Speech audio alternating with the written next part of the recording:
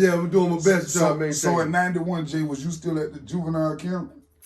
You was still at the adult camp. Oh, at the adult camp. 91, I got shipped out of ACI in a riot and got sent down south to Henry Correction in 91.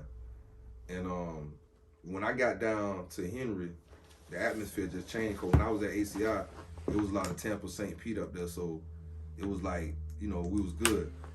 But when I get down to Henry, it's more Miami, Lauderdale, Palm Beach down there. You know what I mean? Everybody like stuck in their own cliques. You know what I mean? If you ain't from here, niggas ain't fucking with you type shit. You know what I mean? At the time though, it's crazy because I'm getting mail. You know what I mean? Hearing about Cal, man, blah blah blah blah blah.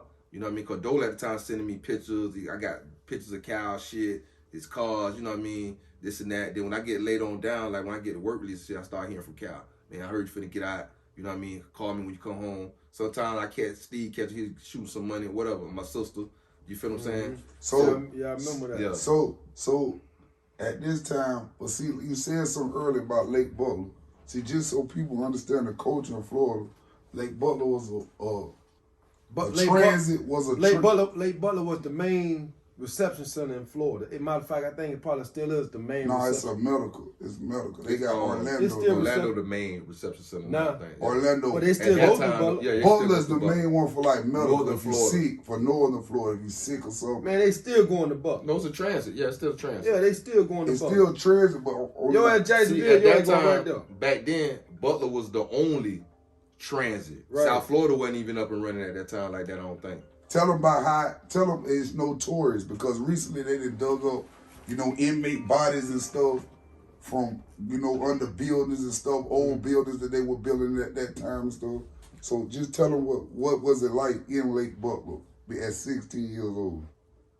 It was crazy. When I was hearing all the stories when I got sent from being on the juvenile floor in the county jail, and then when you get sentenced, they take you down to the adult floor.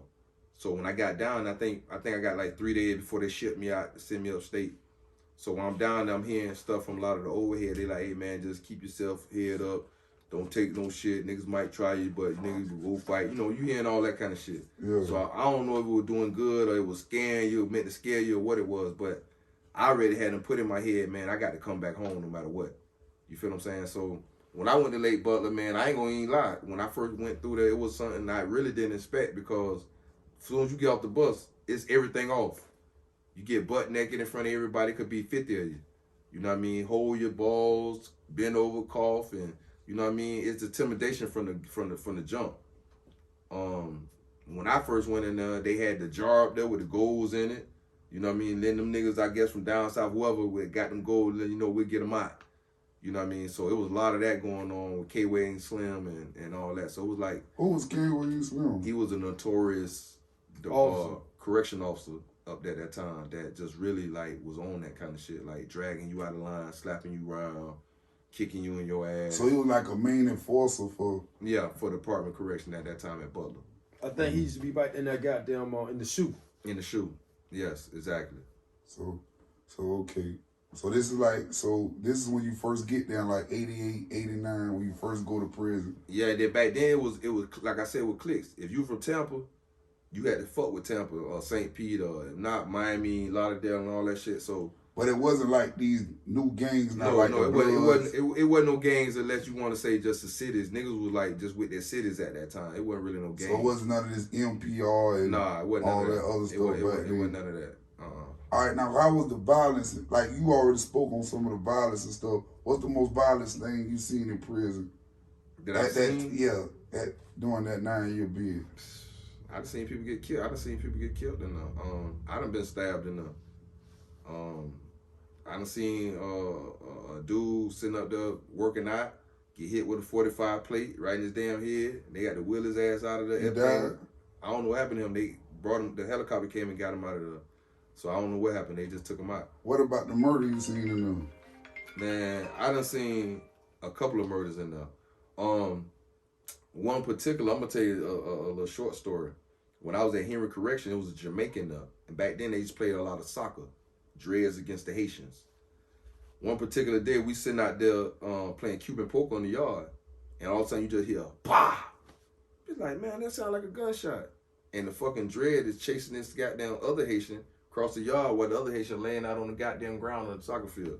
So he had to snuck a gun into the institution. So I don't know how he did it, but I don't know through visitation or he had a officer on there or what. But he actually killed the dude on the fucking yard with a gun. With a gun in prison. A 32. And how old was you at this time?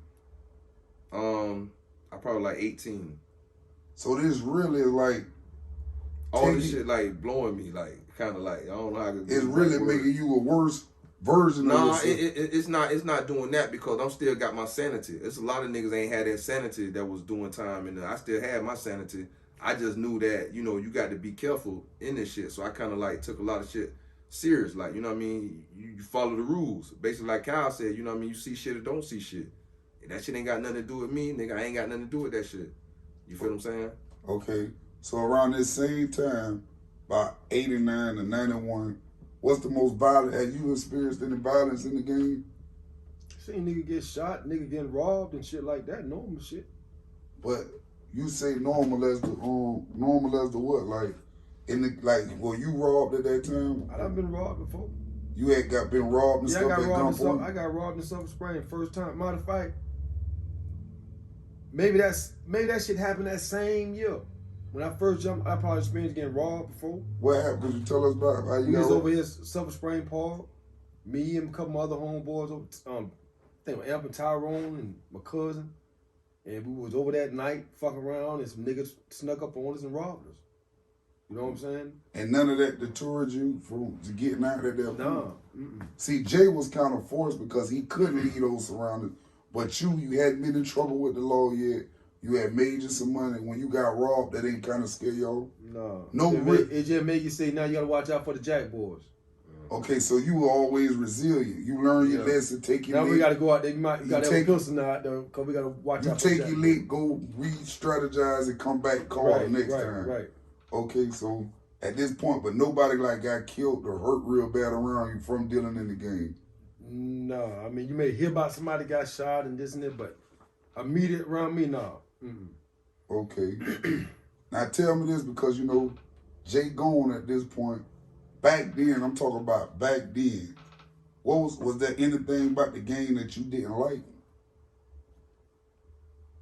No, you can't say you ain't like them. Once you jump out there, you like everything come with it, even going to jail. So you made up in your mind, hey, I'm out here chasing this money. If I have to go lay down and do it's 10 part years. of what come with it. If you jump out there in the street, back then when we were coming out there, going to jail is part of it. You hear the stories about, like you say, Late Butler. You hear people coming out, but that don't deter you from doing nothing. Yeah, it's part of it. Look, it's almost like you can't wait to go to WTF. Yeah, it's right, for real. It's a crazy mentality, but it's like, you don't want to go, but if you're going there, you're going to make a name for yourself when you go in that bitch. Mm-hmm. So when you come back out, motherfucker already know this and this and this and this. So that what it was. It wasn't no deterrent. It come with the goddamn territory. You don't want to be in jail, but so many people going, it's normal. So it's part of the game. If you didn't jump out there with that mentality, you'll tell, nigga. Out the gate. Out the gate. If you ain't when you line yourself up to go out here. You gonna tell. If you ain't jump out there with the mentality that mean going to jail is part of what you're doing, I believe you'll tell. Because you ain't really committed to it. You got to be committed to going to jail if you're gonna jump out there in the streets. That's simple. It's that simple. So, other than the jail didn't deter you. None of the big. It can't deter you if you know this. What come? We running from police on the street. We running from police when they jump out. How we don't know we not gonna go to jail? Yeah. But none of the other violence like the notorious robbers and none of that. None of that part that go with it. That's why you gotta have your pistol out there. Have you somebody watching your back? If you're gonna be on the block, that what goes on the block. If you're gonna be out there trying to get some money, you're gonna have to shoot back. You gotta shoot back. Pay attention to what's going on. You got some people that were naive to that. Yeah. That, you know what I mean? That didn't heed those warnings and got caught up in them situations and, you know, however they turned out, whether they got killed or whatever. But once you see that shit one time or something like that, it's just instinct, man, to know that I can't come back out here like I came out here yesterday.